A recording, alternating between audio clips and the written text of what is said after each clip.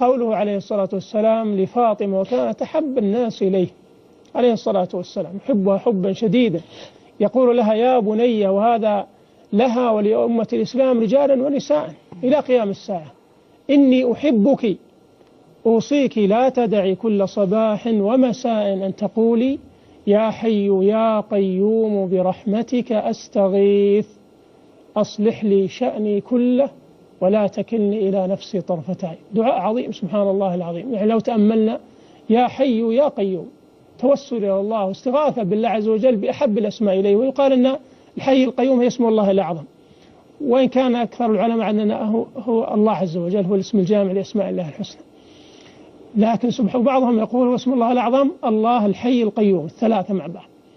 على أي حال، بهذا الاستغاثة العظيمة، بهذا التوسل العظيم باسمين من أحب أسماء إليه سبحانه وتعالى، برحمتك أستغيث، تشعر نفسك وتنادي ربك كأنك غريق تكاد تهلك تنتهي وتتلاشى، وأنه لا منقذ لك إلا الله سبحانه وتعالى.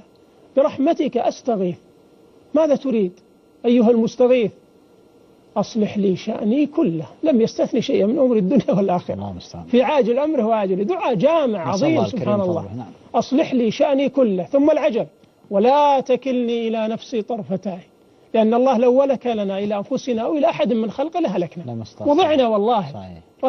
ولذلك ندعو الله أن يتولى أمورنا وأن لا يكلنا إلى أنفسنا